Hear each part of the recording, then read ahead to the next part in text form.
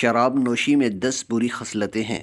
پہلا نقصان، شراب شرابی کی عقل کو مکمل بیکار کر دیتی ہے، حتیٰ کہ وہ بچوں کا تماشا اور مذاق بن جاتا ہے۔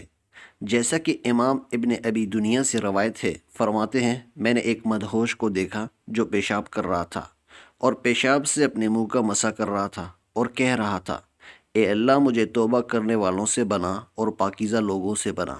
حالانکہ یہ دعا وضو کرنے کے بعد پڑھی جاتی ہے، جبکہ وہ پیشاب ہی سے وضو کر رہا تھا اور دعا کر رہا تھا۔ عقل ٹھکانے نہ تھی۔ دوسرا نقصان، شراب مال کو برباد اور خراب کرتی ہے، بعد میں فقیر بنا دیتی ہے۔ جیسا کہ حضرت عمر بن خطاب رضی اللہ تعالیٰ عنہ فرماتے ہیں، اے اللہ ہمیں شراب کی برائیاں جتلا دے، کیونکہ یہ مال کو برباد کرتا ہے اور عقل کو خراب کرتا ہے۔ تیسرا نقصان، یہ عداوت اور بغض کو بھڑکاتا ہے۔ اللہ تعالیٰ کا ارشاد ہے، شیطان تو یوں چاہتا ہے کہ شراب اور جوئے کے ذریعے سے تمہارے آپس میں عداوت اور بغض پیدا کر دے۔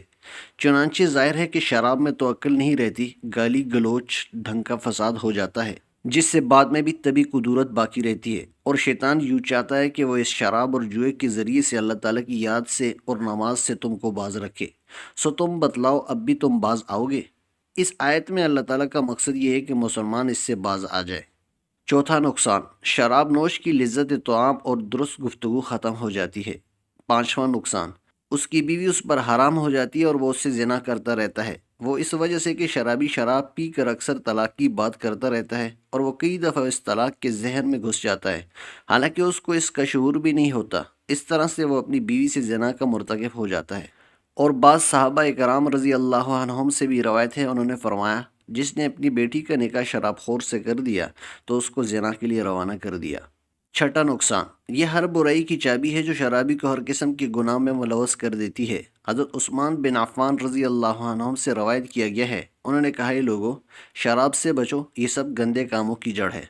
ساتواں نقصان، یہ شراب اس کو گندی اور گناہ کی مجلس میں داخل ہونے سے اور گندی بدبو سے کرامن کاتبین کو ایذا پہنچاتی ہے۔ آٹھواں نقصان، یہ شراب خور کے اپنے جسم پر 80 کوڑوں کی حد کو واجب کرتی ہے۔ اگر یہ سزا اس کو دنیا میں نہ دی گئی تو آخرت میں سب لوگوں کے روبرو دی جائے گی۔ نواں نقصان، یہ شرابی کے اوپر سے آسمانوں کے دروازوں کو بند کر دیتی ہے، 40 دن تک نہ تو اس کا کوئی عمل اوپر جاتا ہے نہ کوئی دعا سنی جاتی ہے۔ 10واں نقصان، شرابی نے اپنے آپ کو اور اپنے دین کو خطرہ میں ڈال دیا۔ اس پر اس بات کا خطرہ ہے کہ موت کے وقت اس کا ایمان نہ سلب کر لیا جائے۔ حضرت عبداللہ بن مسعود رضی اللہ تعالیٰ عنہ نے فرمایا، جب شرابی آدمی مر جائے تو اس کو دفن کر دینا اور مجھے پابند کر دینا۔ دفن کرنے کے بعد اس کی قبر کو کھودنا، اگر اس کے چہرے کو قبلے سے ہٹا ہوا نہ پاؤ تو میری گردن مار دینا۔